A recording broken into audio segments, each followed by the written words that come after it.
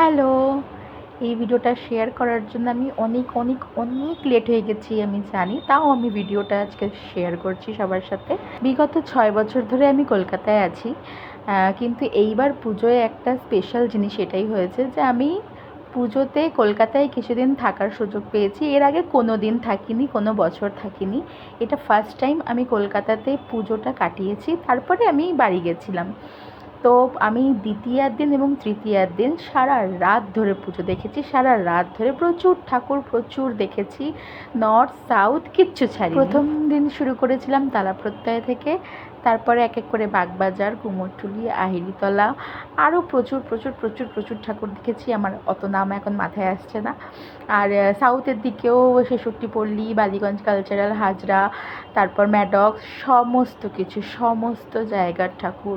হাতিবাগানও, হ্যাঁ হাতিবাগান মিস করেছি, যাকে বলে একদম মন ভরে প্যান্ডেল হপিং করা, একদম মন ভরে ঠাকুর দেখা। প্রত্যেকটা জায়গায় প্রত্যেকটা পুজোর প্যান্ডেল থেকে শুরু করে মায়ের প্রতিমার যে কনসেপ্টগুলো ছিল ভীষণ ভালো লেগেছে, ভীষণ উপভোগ করেছি আমরা।